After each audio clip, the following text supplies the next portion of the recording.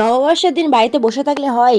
আমাদের মগরাহাটে এত সুন্দর সুন্দর জায়গায় মেলা হয়, তাই আর বাড়িতে বসে থাকতে মন চাইলো না। তো hello everyone, welcome back to my channel. তোমরা সকলে কেমন আছো? আশা করছি অনেক ভালো আছো, আর আমিও তো খুব ভালো আছি।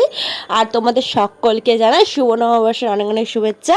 তো সবার নতুন বছর ভালো কাটে। তো নববর্ষের দিন বাড়িতে বসে থাকলে হয়? একটু তো মেলায় ঘুরতে যেতেই হয়, তাই না বলো বন্ধুরা? আর তোমরা কোথায় কোথায় কোথায় মেলায় গেলে সেটা আমাকে কমেন্ট করতে ভুলো না।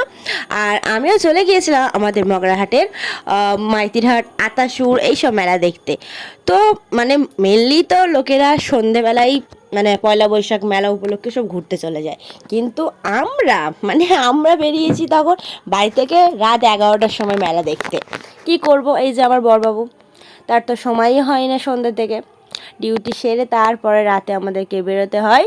তো সেই জন্য 11টার দিকে আমরা গিয়েছি মেলায়। কিন্তু মানে আশ্চর্য ব্যাপার, এত রাতেও মেলায় কত লোক, মানে ভাবলেই দেখো শুধু মেলায় লোকটা।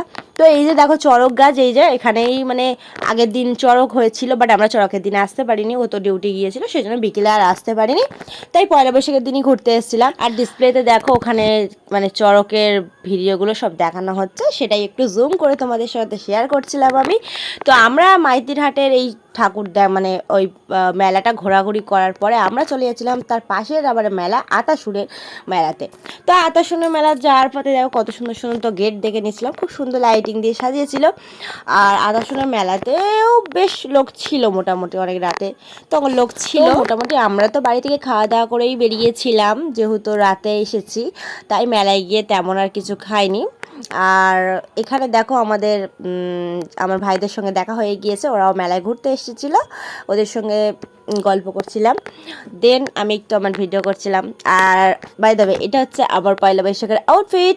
আর আমার বরমশাই, ওকেও আমি নতুন জামা কিনে দিয়েছি, জামা প্যান্ট।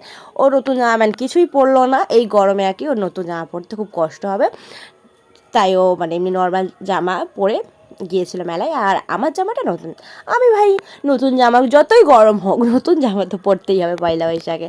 তো ছোটোবেলা থেকে তো পয়লা বৈশাখ মানে আমাদের কাছে এটাই মনে হয় যে নিম হলুদ মেয়েকে স্নান করে ওটার পরে নতুন জামা কাপড় পরা, এটা একটা ইমোশনাল। যাই হোক, তো আমি নতুন জামা কাপড় পরি পয়লা বৈশাখের দিনে। আর তারপরে আমরা চলে এসেছিলাম আমাদের করমরাজে, মানে আমাদের স্কুল মাঠে ঠাকুর দেখতে। দেখো এখানেও কি সুন্দর সুন্দর রাধাকৃষ্ণ। তো আমাদের স্কুল মাঠেরও ওখানে যাত্রা পালা টাইপের হচ্ছিল, তো আমরা আর দেখিনি। মোটামুটি ওই ঠাকুরগুলো দেখে নেওয়ার পরে আমরা ডাইরেক্ট চলে এসেছিলাম বাড়ি। তো মোটামুটি আজকের দিনটা তো আমার ভালোই কাটলো। তো বাড়িতে ফিরে আমি কুটুসকে একটু আদর করে নিচ্ছিলাম দেখো। আর আমার তো খুব কষ্ট হচ্ছিলো, মানে ঘেমে তো আমি একাকার হয়ে গেছি, আর এত গরম পড়েছে। যাই হোক, চলো আজকে ভিডিওটা ভালো লাগলে লাইক কমেন্ট শেয়ার করে দিও, অ্যান্ড বাই বাই, দেখাবে নেক্সট ভিডিওতে, টাটা।